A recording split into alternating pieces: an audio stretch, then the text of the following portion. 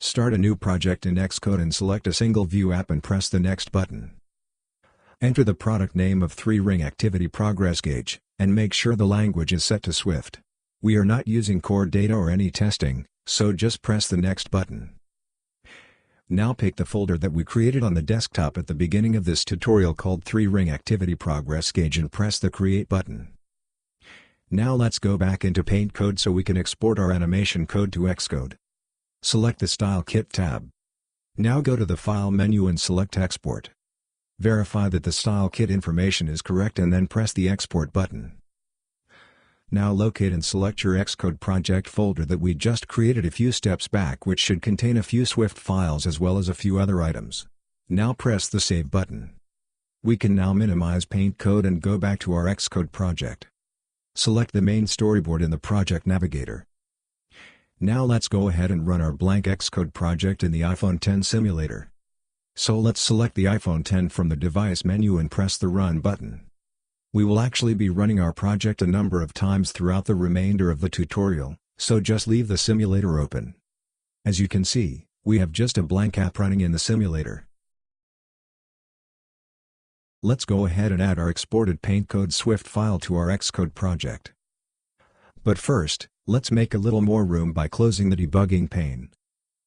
Right-click on the project folder in the Project Navigator and select Add Files to. Once the Add Files window opens, you will see our PaintCode Swift file. Notice that it is the only file in there that is not grayed out. This is an indicator that it's not added to our project yet. Select it and make sure that Destination, Copy Items if needed is selected, then press the Add button. You can now see our PaintCode Swift file within our project in the Project Navigator, so let's go ahead and select it. As you can see, all of our PaintCode is nicely contained within a public class in one file. If we click on the jump bar, you can see all the colors listed as well as our different methods that draw our activity progress animation. Let's go ahead and select the Draw Progress Animation Dark method and take a quick look at its code. This is actually the method that we will be using in our application to draw our activity progress animation. As you can see, there are default values such as height and width of 130 and the 3 different progress values of 0. Later on, in the tutorial, we will be overriding those default values when we call this method in our application.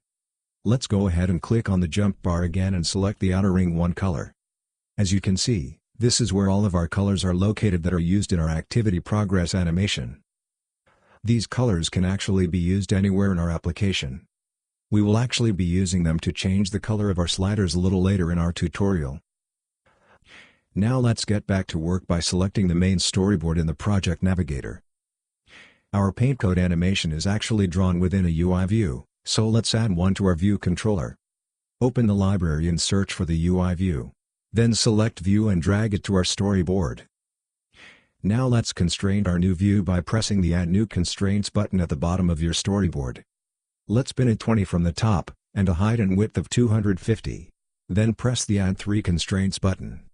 Let's also pin it horizontally in the container by selecting the Align button and then selecting horizontally in the container and pressing the Add 1 Constraint button. Then press the Update Frame button if needed. As you can see, we now have a UI view in our view controller that is fully constrained. You can tell that it is fully constrained by all the blue constraint markers. Now let's add 3 UI sliders to the view controller. These will act as our progress input for each of the 3 rings in our activity progress gauge. Open the library and enter slider in the search bar.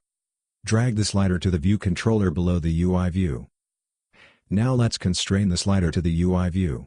So hold down the Control key and drag from the slider to the UI view. Constrain vertical spacing, leading and trailing. Then press the Update Frame button if needed. Now drag another slider in the view controller and place it below the first slider. Then hold the Control key and drag from the second slider to the first slider. Constrain vertical spacing, leading and trailing. Then press the Update Frame button if needed. Now add the third and final slider and constrain it to the second slider just like the others. Now let's go ahead and update all the vertical spacing to make them uniform at 20. Let's also set the background color of the view to something other than white so we can see the view when we run the simulator. So, let's select the UI view in the view controller, then select the attribute inspector. Now change the background to any color that you want. We will change it back later in the tutorial. Now let's run the simulator and take a look at the progress we have made. Press the simulator run button.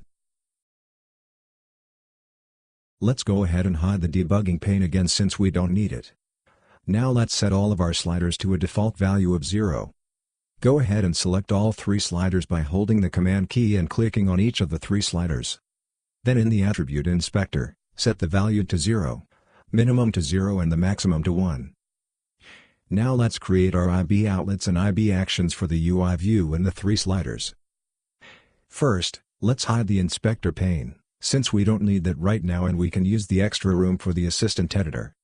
So let's open up the assistant editor and readjust our panes so we have more room to work. We will start out with the IB outlet and we will place them above the ViewDidLoad method.